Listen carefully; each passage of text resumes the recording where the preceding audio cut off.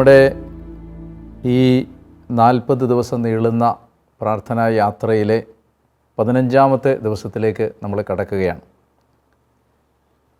നമ്മുടെ ഈ ദിവസങ്ങളെല്ലാം തന്നെ നമുക്ക് ജീവിതത്തിന് വലിയ അനുഗ്രഹങ്ങൾ കൊണ്ടുവരുന്ന, ഒത്തിരി ആത്മീയമായിട്ട് നമ്മളെ വളർത്തുന്ന, നമ്മുടെ ജീവിതത്തിൽ ദൈവത്തിൻ്റെ പ്രകടമായ ഇടപെടൽ കാണാൻ കഴിയുന്ന സന്ദർഭങ്ങളാണ്. അതുകൊണ്ട് കൂടുതൽ തീഷ്ണതയോടെ നിങ്ങൾ ഈ ദിവസങ്ങളെ കാണണം, ഏറ്റെടുക്കണമെന്ന് ഒരിക്കൽ കൂടി ഓർമ്മിപ്പിച്ച് ഇന്നത്തെ ചിന്തകളിലേക്ക് കടക്കുകയാണ്. നമ്മളിന്ന് ദാവീദ് അർപ്പിച്ച ബലിയാണ് പഴയ നിയമത്തിൽ സാമുവേലിൻ്റെ 2-ാം പുസ്തകം 24-ാം അധ്യായത്തിൽ നിന്ന് കാണുന്നത്. ഇതേ കാര്യത്തെക്കുറിച്ച് 1 ദിനവൃത്താന്തം 21-ാം അധ്യായത്തിലും നമ്മൾ വായിക്കുന്നുണ്ട്. ദാവീദ് ഈ ബലിയർപ്പിക്കാനുണ്ടായ പശ്ചാത്തലം എന്തായിരുന്നു? കുറേ കാലം, 40 വർഷത്തോളം ഇസ്രായേലിനെ ഭരിച്ചു കഴിഞ്ഞപ്പോൾ ദാവീദിന് ഒരു മനുഷ്യനെന്ന നിലയിൽ സ്വാഭാവികമായും തൻ്റെ നേട്ടങ്ങളെക്കുറിച്ച് ഹൃദയത്തിൽ ഒരഹങ്കാരം ഉടലെടുത്തു. തൻ്റെ വിജയങ്ങളൊക്കെ ദൈവം തന്ന സമ്മാനങ്ങളാണ് എന്നതിനപ്പുറത്ത് അദ്ദേഹം തൻ്റെ വിജയങ്ങളെ തൻ്റെ നേട്ടങ്ങളായിട്ട് കാണാൻ ശ്രമിക്കുന്നൊരു സമയത്ത് തൻ്റെ ജനസംഖ്യ എത്രയാണെന്ന് അറിയാൻ ഒരു അഹങ്കാരം കലർന്ന ആഗ്രഹം അദ്ദേഹത്തിനുണ്ടായി. അങ്ങനെ അദ്ദേഹം തൻ്റെ സൈന്യാധിപനായ യോവാബിനെയും കൂട്ടരെയും ഇസ്രായേലിൻ്റെ ജനസംഖ്യ എടുക്കാൻ അയക്കുകയാണ്. അപ്പോൾ ഇത് ദൈവത്തിന് അനിഷ്ടമായി. ദൈവകോപം ഇസ്രായേലിൻ്റെ മേൽ പതിക്കാൻ ഇതിടയായി. മനുഷ്യൻ്റെ അഹങ്കാരം വലിയ തിന്മയാണ്. പരിശുദ്ധ കുർബാനയ്ക്ക് എതിരെ നിൽക്കുന്ന പാപം എന്ന ഗണത്തിലാണ് അഹങ്കാരത്തെ നമ്മൾ കാണുന്നത്. കാരണം ദിവ്യകാരുണ്യം ദൈവം തന്നെ ഏറ്റവും ചെറുതാക്കി എളിമപ്പെടുത്തി നമുക്ക് ആത്മദാനം ചെയ്തതിൻ്റെ പ്രതീകമായതുകൊണ്ട് ദിവ്യകാരുണ്യത്തിൻ്റെ അരൂപിക്ക് എതിരായ ഒരു പാപമാണ് അഹങ്കാരം. അങ്ങനെ ഈ അഹങ്കാര പ്രമത്തനായ ദാവീദ് ജനസംഖ്യ എടുക്കാൻ തൻ്റെ കൂട്ടാളികളെ നിർബന്ധിക്കുമ്പോൾ ദൈവകോപം പതിക്കുകയും അദ്ദേഹം ചെയ്തത് പാപമാണെന്ന് അദ്ദേഹത്തിന് മനസ്സിലാവുകയും ചെയ്യുന്നു. ദൈവം ദാവീദിൻ്റെ മുമ്പിൽ 3 ഓപ്ഷനുകളാണ് വെക്കുന്നത്. ഈ പാപത്തിന് ശിക്ഷയായി ഒന്നുകിൽ 3 വർഷത്തേക്ക് നാട്ടിൽ ക്ഷാമം ഉണ്ടാകും, അല്ലെങ്കിൽ 3 മാസത്തേക്ക് ശത്രുക്കളിൽ നിന്ന് ദാവീദ് ഒളിച്ച് കഴിയേണ്ടി വരും, ശത്രുക്കളുടെ ആക്രമണം ഉണ്ടാകും. അല്ലെങ്കിൽ 3ാമത്തെ ഓപ്ഷൻ 3 ദിവസത്തേക്ക് ജനത്തിനിടയിൽ ഒരു മഹാമാരി പടർന്നു പിടിക്കും. പാപത്തിന് തീർച്ചയായും അനന്തരഫലങ്ങളുണ്ട്. ഒരു പാപവും വെറുതെ നമ്മളെ കടന്നു പോകുന്നില്ല. കത്തോലിക്ക ദൈവശാസ്ത്രം അനുസരിച്ച് പാപത്തിന് നിത്യശിക്ഷയുമുണ്ട്, കാലിക ശിക്ഷയുമുണ്ട്. അതുകൊണ്ട് പാപത്തിൻ്റെ കാലിക ശിക്ഷ, പാപത്തിൻ്റെ നിത്യശിക്ഷ, ഇത് ഒരു മനുഷ്യൻ ഏറ്റെടുക്കേണ്ടതാണ്. അതുകൊണ്ട് തന്നെ ഈ ഒരു സന്ദർഭത്തിൽ ദാവീദ് ചെയ്ത ഈ പാപം, പ്രത്യേകിച്ച് ഈ അഹങ്കാരം, ദാവീദിന് തൻ്റെ ജനത്തിന് വലിയ ഒരു നാശവും ദുരിതവും ഉണ്ടാക്കുന്ന അവസ്ഥയിലേക്ക് എത്തിക്കുകയാണ്. അങ്ങനെ ദാവീദ് ദൈവം വെക്കുന്ന ഈ 3 ഓപ്ഷനുകളിൽ നിന്ന് തിരഞ്ഞെടുക്കുന്നത് 3ാമത്തെ ഓപ്ഷനാണ്, 3 ദിവസത്തേക്ക് മഹാമാരി. അങ്ങനെ വളരെ വിഷമത്തിലായ ദാവീദ് ജനത്തിനിടയിലേക്ക് മഹാമാരി പടർന്നു പിടിക്കുമ്പോൾ ജനത്തിനിടയിലൂടെ സഞ്ചരിക്കുകയാണ്, കൊട്ടാരത്തിലല്ല. മഹാമാരി പടർന്നു പിടിച്ച് അത് എത്തിച്ചേരുന്നത് ജെറുസലേമിലാണ്.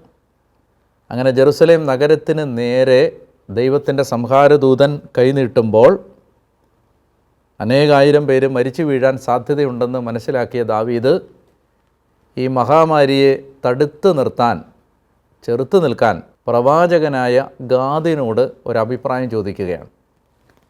അപ്പോൾ ഗാദ് പ്രവാചകൻ ദാവീദിന് പറഞ്ഞു കൊടുക്കുന്ന വഴിയാണ്, നീ ഒരു ദഹനബലി അർപ്പിച്ച് പാപപരിഹാരത്തിന് വേണ്ടി പ്രാർത്ഥിച്ചാൽ ദൈവകോപം ശമിക്കുകയും നിനക്ക് ജനത്തിനിടയിൽ പടർന്നു പിടിച്ച മഹാമാരിയിൽ നിന്ന് ഒരു മോചനം നേടാൻ കഴിയുകയും ചെയ്യുമെന്ന് ഗാദ് പ്രവാചകൻ ദാവീദിന് ഒരു ഉപദേശം കൊടുക്കുകയാണ്. പക്ഷേ ഇപ്പോഴുള്ള പ്രശ്നം, ദാവീദ് ജെറുസലേമിലല്ല. ബലി അർപ്പിക്കണമെങ്കിൽ ബലിപീഠം അന്ന് സ്ഥിതി ചെയ്യുന്നത് ഗിബയോനിലാണ്. അപ്പോൾ അതുകൊണ്ട് തന്നെ ദാവീദിന് ബലി അർപ്പിക്കാൻ ബലിപീഠമോ കാളകളോ ആടുമാടുകളോ ബലിവസ്തുക്കളോ ഒന്നും അദ്ദേഹം ഈ സഞ്ചാരത്തിലായിരിക്കുന്ന സമയത്ത് ലഭ്യമല്ല. ഈ സമയത്ത് അദ്ദേഹം എത്തി നിൽക്കുന്നത് ജബൂസ്യനായ, വിജാതീയനായ ജബൂസ്യനായ അരവന എന്നു പേരുള്ള ഒരു മനുഷ്യൻ്റെ മെതിക്കളത്തിലാണ്. ധാന്യം മെതിക്കളത്തിൽ മെതിച്ച് കൂട്ടിയിടുന്ന അരവനായുടെ മെതിക്കളത്തിലാണ് ഇപ്പോൾ ദാവീദ് നിൽക്കുന്നത്. ഈ സമയത്ത് അദ്ദേഹം അരവനായോട് ചോദിക്കുകയാണ്, കർത്താവിന് ഒരു ബലിപീഠം പണിയാൻ നിൻ്റെ മെതിക്കളം എനിക്ക് തരണം. ഈ സമയത്ത് ദാവീദിനോട് ജബൂസനായ അരവന പറയുന്ന മറുപടി, അദ്ദേഹം പറയുകയാണ്, യജമാനനെ, അങ്ങ് ആഗ്രഹിക്കുന്നത് പോലെ ബലിപീഠം പണിഞ്ഞുകൊള്ളുക, എൻ്റെ സ്ഥലം എടുത്തുകൊള്ളുക. ഇനി ബലി അർപ്പിക്കാൻ ബലിപീഠത്തിൽ അർപ്പിക്കേണ്ടതിന് കാളകളും വിറകുകളും മെതിവണ്ടികളും നുകങ്ങളും ഞാൻ അങ്ങേക്ക് സൗജന്യമായി തരാം.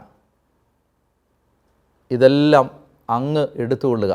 ഇത് അങ്ങയുടെ സ്വന്തം പോലെ അങ്ങെടുത്ത് ദൈവത്തിന് ബലി അർപ്പിച്ചുകൊള്ളുക. ഇവിടെയാണ് 2 സാമുവേൽ 24:24 വളരെ പ്രസിദ്ധമായ ആ വചനം. ദാവീദ് അരവനായോട് പറയുകയാണ്, വിലയ്ക്ക് മാത്രമേ ഞാനിത് വാങ്ങുകയുള്ളൂ. എനിക്ക് ഒരു ചെലവുമില്ലാത്ത ദഹനബലി എൻ്റെ ദൈവമായ കർത്താവിന് യഹോവയ്ക്ക് ഞാൻ അർപ്പിക്കില്ല. അങ്ങനെ ദാവീദ് 50 ഷെക്കൽ വെള്ളി കൊടുത്ത് ഈ കളവും കാളകളും ബലിക്കുള്ള സാധന സാമഗ്രികളും വിലയ്ക്ക് വാങ്ങുകയാണ്.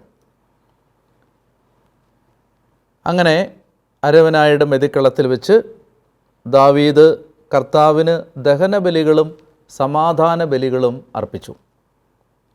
കർത്താവ് ദാവീദിൻ്റെ പ്രാർത്ഥന കേട്ടു. ഇസ്രായേലിൽ നിന്ന് മഹാമാരി വിട്ടുപോയി. നമ്മൾ ഈ ഭാഗത്ത് നിന്ന് ദിവ്യകാരുണ്യവുമായി ബന്ധപ്പെട്ട് ചില ചിന്തകൾ സമാഹരിക്കാൻ ആഗ്രഹിക്കുമ്പോൾ, ഒന്നാമതായി ഓരോ പരിശുദ്ധ കുർബാന അർപ്പണവും നമ്മൾ ചെയ്തു കൂട്ടുന്ന, അറിഞ്ഞും അറിയാതെയും ചെയ്തു കൂട്ടുന്ന നിരവധിയായ പാപങ്ങൾക്കുള്ള പരിഹാര ബലി കൂടിയാണ്. ഒരു കുർബാന അർപ്പിക്കുമ്പോൾ നമ്മുടെ പാപങ്ങൾക്ക് പരിഹാരം ആ കുർബാനയിൽ കിട്ടുന്നുണ്ട്. അതുകൊണ്ട് തന്നെ നമുക്ക് നമ്മുടെ ജീവിതത്തിൽ ദൈവത്തിൻ്റെ ക്രോധം, പാപത്തിൻ്റെ അനന്തരഫലമായ നിത്യശിക്ഷയും കാലിക ശിക്ഷകളും കുമ്പസാരത്തിലൂടെ മാറുന്നത് പോലെ തന്നെ വിശുദ്ധ കുർബാനയിൽ നമുക്ക് സഭയുടെ പ്രബോധനം അനുസരിച്ച് എല്ലാ ലഘുപാപങ്ങളും കുർബാനയിൽ മോചിക്കപ്പെടും. അപ്പം അങ്ങനെ പരിഹാരത്തിൻ്റെ ഒരു തലം പരിശുദ്ധ കുർബാനയ്ക്കുണ്ട് എന്ന് നമുക്ക് മനസ്സിലാക്കി തരുന്ന ഒരു പഴയ നിയമ ഭാഗമാണ് ഇത്. രണ്ടാമതായിട്ട്, ജനത്തിനിടയിലേക്കൊരു മഹാമാരി പടർന്നു പിടിക്കുമ്പോൾ പ്രവാചകൻ കൊടുക്കുന്ന ഉപദേശം, ഈ മഹാമാരി അവസാനിക്കണമെങ്കിൽ ബലിപീഠം പണിത് ബലിയർപ്പിക്കുക എന്നുള്ളതാണ്. നമുക്ക് നമ്മുടെ ജീവിതത്തിൽ അപ്രതീക്ഷിതമായി എന്തെങ്കിലും അസ്വസ്ഥതകളോ വേദനകളോ രോഗങ്ങളോ തകർച്ചകളോ ഒക്കെ വരുമ്പോൾ പ്രായോഗികമായി നമുക്കതിൽ നിന്ന് പുറത്തു കിടക്കാൻ ഏറ്റവും എളുപ്പത്തിൽ നമ്മളെ സഹായിക്കുന്ന ഒരു കാര്യമാണ് ബലിയർപ്പിച്ച് പ്രാർത്ഥിക്കുക എന്നുള്ളത്. നമുക്കൊരാപത്തിൽ പെട്ടെന്ന് ദൈവത്തിൻ്റെ സഹായം വരാൻ നമ്മൾ ആഗ്രഹിക്കുന്നുണ്ടെങ്കിൽ അതിന് നമ്മൾ ചെയ്യേണ്ട ഏറ്റവും പ്രധാനപ്പെട്ട കാര്യം ബലിയർപ്പിച്ച് പ്രാർത്ഥിക്കുക എന്നുള്ളതാണ്. മൂന്നാമതായിട്ട് നമ്മൾ ഈ ഭാഗത്ത് നിന്ന് കാണുന്ന ഒരു ചിന്ത, ദാവീദ് താൻ ചെയ്ത തെറ്റിൻ്റെ ഉത്തരവാദിത്വത്തിൽ നിന്ന് ഒളിച്ചോടുന്നില്ല. അദ്ദേഹം ഉത്തരവാദിത്വം ഏറ്റെടുക്കുകയാണ്. നമ്മൾ ഒരു വിശുദ്ധ കുർബാനയിലേക്ക് പോകുമ്പോൾ നമ്മുടെ ജീവിതത്തിൽ നമ്മൾ ചെയ്തിട്ടുള്ള പാപങ്ങളുടെ ഉത്തരവാദിത്വം നമ്മൾ ഏറ്റെടുത്ത് കുർബാനയിൽ പ്രാർത്ഥിക്കണം. നമ്മളെല്ലാം ദൈവം ക്ഷമിക്കും, ദൈവം എല്ലാം എഴുതിത്തള്ളും എന്ന് വിചാരിച്ചിരിക്കാതെ നമ്മൾ ജീവിതത്തിലെ ഓരോ പാപങ്ങളും എടുത്ത് അതിൻ്റെ ഉത്തരവാദികൾ നമ്മളാണ്, നമ്മൾ പാപം ചെയ്തതാണ് എന്ന് സമ്മതിച്ച് പ്രാർത്ഥിച്ചാൽ കുർബാന വളരെ ഫലദായകമായി മാറും. മറ്റൊരു കാര്യം, ദാവീദിൻ്റെ ആ മനോഭാവം ബലിയർപ്പിക്കുമ്പോൾ അദ്ദേഹം പറയുകയാണ്, എനിക്ക് ഒരു ചെലവുമില്ലാത്ത ബലി ഞാൻ ദൈവത്തിന് അർപ്പിക്കുകയില്ല എന്ന് പറഞ്ഞാൽ, നമ്മൾ വിശുദ്ധ കുർബാനയ്ക്ക് പോകുമ്പോൾ ലേവ്യരുടെ പുസ്തകത്തിൽ പറയുന്നുണ്ട്, ആദ്യത്തെ അധ്യായത്തിൽ തന്നെ ഉണ്ട്, ബലി അർപ്പിക്കാൻ പോകുമ്പോൾ നമ്മൾ ബലിമൃഗത്തെ കൊണ്ടുപോകണം എന്ന് പറഞ്ഞാൽ, കുർബാന അർപ്പിക്കാൻ പോകുമ്പോൾ അതിന് മുമ്പ് നമ്മളെടുക്കുന്ന ഒരുക്കം വളരെ പ്രധാനപ്പെട്ടതാണ്. തലേന്ന് വൈകുന്നേരം തന്നെ നമ്മൾ ആ കാര്യത്തെക്കുറിച്ച് മാനസികമായി തയ്യാറെടുക്കണം. നമ്മൾ ദേവാലയത്തിൽ പോകാനുള്ള വസ്ത്രങ്ങളൊക്കെ തയ്യാറാക്കി വെക്കണം. അതുപോലെ തന്നെ ദേവാലയത്തിൽ ബലിയർപ്പിക്കാൻ പോകുമ്പോൾ ബലിമൃഗത്തെ കൊണ്ടുവരണമെന്ന് പറഞ്ഞാൽ, നമ്മൾ ഏത് നിയോഗങ്ങൾക്ക് വേണ്ടിയാണ് ബലിയർപ്പിക്കുന്നത് എന്നതിനെക്കുറിച്ച് നമുക്ക് ധാരണ വേണം. ഒരു കുർബാനയെ നമ്മൾ പാഴാക്കി കളയരുത്. വിശുദ്ധ കുർബാനയ്ക്ക് ഞാൻ ഇന്ന് പ്രാർത്ഥിക്കുന്നത്, ഞാൻ സാധാരണ നിർദ്ദേശിക്കുന്ന അല്ലെങ്കിൽ ഞാൻ ചെയ്യുന്ന ഒരു കാര്യം, നമ്മുടെ പ്രാർത്ഥനാ നിയോഗങ്ങളെല്ലാം ഒരു ബുക്കിലോ ഡയറിയിലോ എഴുതി വെച്ച് അതുമായി വിശുദ്ധ കുർബാനയിൽ പങ്കെടുത്താൽ അവിടെ നമുക്കൊരു കൃത്യമായ കണക്ക് കൂട്ടലുണ്ട്. ദൈവ ഇടപെടേണ്ട മേഖലകളെക്കുറിച്ച് നമ്മൾ ദൈവസന്നിധിയിൽ അത് വെക്കുന്നുണ്ട്. അത് കുറച്ച് വളരെ എഴുതി തയ്യാറാക്കി പോയാൽ അത് നമുക്ക് വളരെ ഫലദായകമായ ഒരു കാര്യമാണ്. അപ്പോൾ ഇങ്ങനെ നമ്മൾ കുർബാനയ്ക്ക് പോകാനെടുക്കുന്ന ഒരുക്കം, നേരത്തെ പള്ളിയിലെത്തുക, വിശുദ്ധ കുർബാനയ്ക്ക് മുമ്പ് തന്നെ ദേവാലയത്തിലെത്തി അല്പനേരം ശാന്തമായി പ്രാർത്ഥിച്ച് ബലിയിൽ പങ്കെടുക്കുക, ഒരുക്കത്തോടെ പങ്കെടുക്കുക, വിശുദ്ധിയോടെ പങ്കെടുക്കുക, കുമ്പസാരിച്ച് വിശുദ്ധ കുർബാനയിൽ പങ്കെടുക്കുക. ഇതെല്ലാം ഈ കാര്യത്തിനകത്ത് 2 സാമുവേൽ 24:24 ഒരു ചെലവില്ലാത്ത ബലി ഞാൻ അർപ്പിക്കില്ല എന്ന ദാവീദിൻ്റെ നിലപാട് നമുക്ക് വിശുദ്ധ കുർബാനയുമായി ബന്ധപ്പെട്ട് വലിയ ആ പാഠങ്ങൾ നൽകും. മറ്റൊന്ന്, ഇങ്ങനെ ദാവീദ് വില കൊടുത്ത് ബലിയർപ്പിച്ച ആ സ്ഥലമാണ് പിന്നീട് ജെറുസലേം ദേവാലയത്തിന് സ്ഥലം തിരഞ്ഞെടുക്കുമ്പോൾ സോളമൻ തിരഞ്ഞെടുത്ത സ്ഥലം ഇതാണ്. അരവനായുടെ ഈ മെതിക്കളമാണ്, ജബൂസിനായ അരവനായുടെ മെതിക്കളമാണ് യഥാർത്ഥത്തിൽ ടെമ്പിൾ മൗണ്ടായിട്ട്, ദേവാലയത്തിൻ്റെ മലയായിട്ട് പിന്നീട് മാറുന്നത്. അവിടെ തന്നെയാണ്, അതിൻ്റെ ആ മലയുടെ മറ്റൊരു ഭാഗത്താണ് യേശുക്രിസ്തുവിൻ്റെ കാൽവരിയിലെ ബലി നടക്കുന്നത്. യഥാർത്ഥത്തിൽ തൻ്റെ ശരീരത്തെ അപ്പമായി, ധാന്യം പൊടിച്ചുണ്ടാക്കി അപ്പമായി നൽകിയ യേശുക്രിസ്തുവിൻ്റെ ആ ബലി നടന്ന മല ഈ മെതിക്കളം തന്നെയാണ്, ഇതിൻ്റെ മറ്റൊരു ഭാഗമാണ്. ഇനി നമ്മളിവിടെ കാണുന്ന ഒരു കണക്ഷൻ, ഇസഹാക്ക് ബലിയർപ്പിക്കപ്പെടാനായി നിന്ന സ്ഥലം ഇത് തന്നെയാണ്. അബ്രഹാം ഇസഹാക്കിനെ ബലി കഴിക്കാൻ കൊണ്ടുപോയ സ്ഥലം ഇതാണ്. അതുപോലെ ദാവീദ് അരവനായുടെ മെതിക്കളത്തിൽ ബലിപീഠം പണിയുന്ന സ്ഥലം അതും സെയിം ലൊക്കേഷനാണ്. സോളമൻ ദേവാലയം പണിയുന്ന ലൊക്കേഷൻ ഇതാണ്. അതുപോലെ തന്നെ യേശുക്രിസ്തു തൻ്റെ കുരിശിലെ ബലി പൂർത്തിയാക്കിയ സ്ഥലവും ഇത് തന്നെയാണ്. അതിൻ്റെ ഒരു ജിയോഗ്രഫിക്കൽ കണ്ടിന്യൂറ്റി നമുക്ക് കാണാൻ പറ്റും. അതായത് ഒരിക്കൽ ഒരാൾ വളരെ വേദനിച്ച് വില കൊടുത്ത് ബലിയർപ്പിച്ച ഒരു സ്ഥലം പിന്നീട് ചരിത്രത്തിൻ്റെ പല ഘട്ടങ്ങളിൽ ദൈവാനുഭവത്തിൻ്റെ ആ അനുഭവം മറ്റുള്ളവർക്ക് നൽകുന്ന സ്ഥലമായിട്ട് മാറുന്നു. ഇത് നമ്മൾ ഇന്ന് ഒരു ബലിപീഠത്തിൽ, നമ്മൾ ജീവിക്കുന്ന സ്ഥലത്ത് അവിടെയുള്ളൊരു ബലിപീഠത്തിൽ ബലിയർപ്പിക്കുമ്പോൾ നൂറ്റാണ്ടുകളായിട്ട് ബലിയർപ്പിച്ച് ദൈവത്തെ ആരാധിച്ച എല്ലാ ദൈവമനുഷ്യരുടെയും പ്രാർത്ഥനയുടെ ഒരു കണ്ടിന്യൂറ്റിയാണ്, തുടർച്ചയാണ് നമ്മുടെ ഈ ബലി. അതുകൊണ്ട് അതാണ് അതിൻ്റെ വില. സഭയോട് ചേർന്ന് നമ്മൾ ഔദ്യോഗിക സഭയുടെ പ്രാർത്ഥനകളിൽ, പ്രത്യേകിച്ച് ആരാധനകളിൽ പങ്കെടുക്കുമ്പോൾ ഇത് നൂറ്റാണ്ടുകളായി പ്രാർത്ഥിച്ച മനുഷ്യരുടെ പ്രാർത്ഥനയുടെ ചങ്ങലയിലെ അവസാനത്തെ കണ്ണിയായിട്ട് നമ്മൾ മാറുകയാണ്. അങ്ങനെ ഒരു പ്രാർത്ഥനയുടെ നൈരന്തര്യം, കണ്ടിന്യൂറ്റി, തുടർച്ച നമുക്ക് ഈ ബലിപീഠത്തിൻ്റെ ആ സംഭവത്തിൽ കാണാൻ കഴിയും. ഇത്രയും കാര്യങ്ങൾ മനസ്സിൽ വെച്ചിട്ട് നമുക്ക് ദാവീദ് അർപ്പിച്ച ഈ ബലി പാപപരിഹാരത്തിൻ്റെയും അതുപോലെ വില കൊടുക്കലിൻ്റെയും ചില അനുഭവങ്ങൾ നമുക്ക് തരട്ടെ എന്ന് ഞാൻ പ്രാർത്ഥിക്കുന്നു. നമ്മളിന്ന് എടുക്കേണ്ട പുണ്യം, അല്ലെങ്കിൽ നമ്മുടെ ജീവിതത്തിൽ ഉണ്ടാവണമെന്ന് ആഗ്രഹിക്കേണ്ട പുണ്യം, നമ്മൾ ചെയ്ത അധർമ്മങ്ങളുടെ ഉത്തരവാദിത്വത്തിൽ നിന്ന് ഒഴിഞ്ഞു മാറാതിരിക്കാൻ നമ്മൾ മനസ്സുകൊണ്ട് ശ്രദ്ധിക്കണം. മറ്റൊരാളെ പ്രതി ചേർക്കുകയോ കുറ്റപ്പെടുത്തുകയോ ചെയ്ത് നമ്മൾ ചെയ്ത അധർമ്മത്തിൻ്റെ ഉത്തരവാദിത്വത്തിൽ നിന്ന് നമ്മൾ ഒളിച്ചോടരുത്. പകരം നമ്മൾ അത് എൻ്റെ പിഴ, എൻ്റെ വലിയ പിഴ എന്ന് പറഞ്ഞ് നമ്മൾ ആ ഉത്തരവാദിത്വം ഏറ്റെടുക്കണം.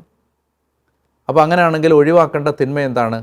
മറ്റുള്ളവരുടെ ചുമലിൽ നമ്മുടെ അധർമ്മത്തിൻ്റെ ഭാരം കെട്ടിവെക്കുന്ന ശീലം മറ്റുള്ളവരെ കുറ്റപ്പെടുത്തി സ്വയം നീതീകരിക്കുന്ന ശീലം ഒഴിവാക്കണം. നമുക്ക് ചെയ്യാനുള്ള ഒരു ടാസ്ക്, ഇന്ന് ചെയ്യാനുള്ള ടാസ്ക് ഇതാണ്. ഇന്ന് ഉറങ്ങുന്നതിന് മുമ്പ് 5 പ്രാവശ്യമെങ്കിലും നമ്മൾ കുരിശ് വരച്ച് ദൈവത്തെ ആരാധിക്കുക. വെറുതെ അബോധമായി കുരിശ് വരയ്ക്കുകയല്ല. നമുക്ക് എപ്പോഴൊക്കെ കുരിശ് വരയ്ക്കാം? നമുക്ക് വീട്ടിൽ നിന്ന് ഇറങ്ങുമ്പോൾ, വിശുദ്ധ ജോൺ ക്രിസോസ്റ്റം പറഞ്ഞിട്ടുണ്ട്, ഒരു ക്രിസ്ത്യാനി കുരിശ് വരയ്ക്കാതെ വീട്ടിൽ നിന്ന് ഇറങ്ങരുത്. അപ്പോൾ നമുക്ക് വീട്ടിൽ നിന്ന് ഇറങ്ങുമ്പോൾ, എവിടേക്കെങ്കിലും പുറത്തിറങ്ങുമ്പോൾ കുരിശ് വരച്ച് പ്രാർത്ഥിച്ച് ഇറങ്ങാം. ബൈബിൾ വായിക്കുന്നതിന് മുമ്പ് നമുക്ക് കുരിശ് വരച്ച് പ്രാർത്ഥിക്കാം. ഭക്ഷണം കഴിക്കുന്നതിന് മുമ്പ് നമുക്ക് കുരിശ് വരച്ച് പ്രാർത്ഥിക്കാം. ഇനി എന്തെങ്കിലും ഒരു കാര്യം ചെയ്യുന്നതിന് മുമ്പ്, വാഹനം ഓടിക്കുന്നതിന് മുമ്പ് കുരിശ് വരച്ച് പ്രാർത്ഥിക്കാം. ഉറങ്ങുന്നതിന് മുമ്പ് കുരിശ് വരച്ച് പ്രാർത്ഥിക്കാം. അങ്ങനെ ഒരു 5 പ്രാവശ്യം മിനിമം നമുക്കിന്ന് കുരിശ് വരച്ച് പ്രാർത്ഥിച്ച് കർത്താവിൻ്റെ കുരിശിലെ ബലിയെ ആരാധിക്കാനുള്ള ഒരു ടാസ്ക്കാണ് ഇന്ന് നമ്മൾ ചെയ്യേണ്ടത്. പ്രാർത്ഥന ഇതാണ്: കർത്താവേ, എൻ്റെ ഹൃദയം അങ്ങയുടെ ഹൃദയം പോലെ ആക്കണമേ. ഈശോയെ, എൻ്റെ ഹൃദയം അങ്ങയുടെ തിരുഹൃദയം പോലെ ആക്കണമേ എന്ന് നമുക്ക് പ്രാർത്ഥിക്കാം. ആരാധനയുടെ ആശീർവാദം ഇപ്പോൾ നൽകും. ഈ ആശീർവാദം സ്വീകരിക്കുമ്പോൾ നമുക്ക് ഇന്ന് പ്രാർത്ഥിക്കാനുള്ള മുഴുവൻ അഭിഷേകവും ലഭിക്കുന്നതിന് ഒരുക്കത്തോടെ നമുക്ക് ഈ ആശീർവാദം സ്വീകരിക്കാനായിട്ട് ഒരുങ്ങാം.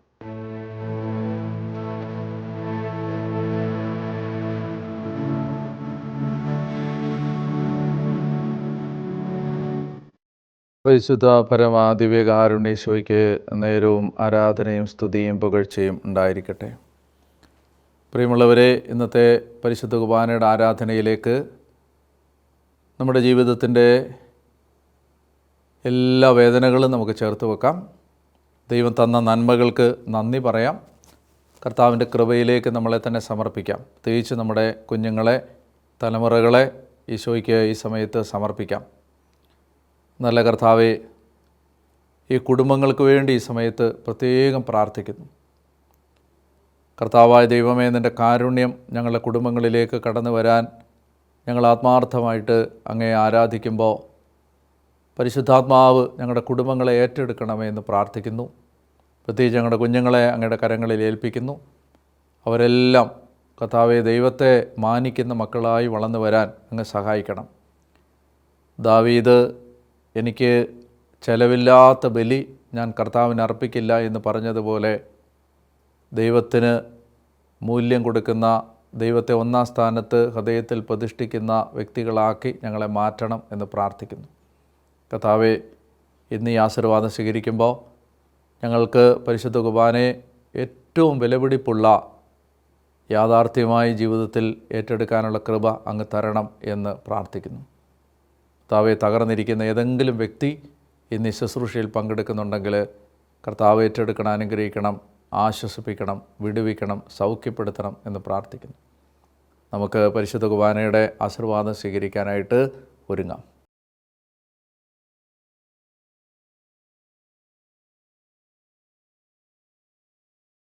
സർവശക്തനും കാരുണ്യവാനുമായ കർത്താവ് നിങ്ങളുടെ കുടുംബങ്ങളെ അനുഗ്രഹിച്ച് ആശീർവദിക്കട്ടെ. കർത്താവിൻ്റെ കാരുണ്യം നിങ്ങളുടെ കുടുംബങ്ങളിലും തലമുറകളിലും ഒഴുകി ദൈവം നിലയ്ക്കാത്ത അനുഗ്രഹം കൊണ്ട് നിങ്ങളുടെ തലമുറകളെ ആശീർവദിക്കട്ടെ. കർത്താവായ യേശു തൻ്റെ പരിശുദ്ധ രക്തത്താൽ നിങ്ങളുടെ കുടുംബത്തിൻ്റെ സകല വേദനകളും രോഗങ്ങളും തകർച്ചകളും ഭാരങ്ങളും ഏറ്റെടുക്കട്ടെ.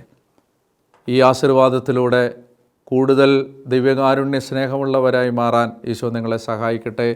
കർത്താവായ യേശുവിൻ്റെ വിലയേറിയ ശരീരത്തിൻ്റെ അനന്തമായ യോഗ്യതകളാൽ തന്നെ ആമേൻ. പരിശുദ്ധ പരമദിവ്യകാരുണ്യ ഈശോയ്ക്ക് എന്നേരവും ആരാധനയും സ്തുതിയും പുകഴ്ചയും ഉണ്ടായിരിക്കട്ടെ.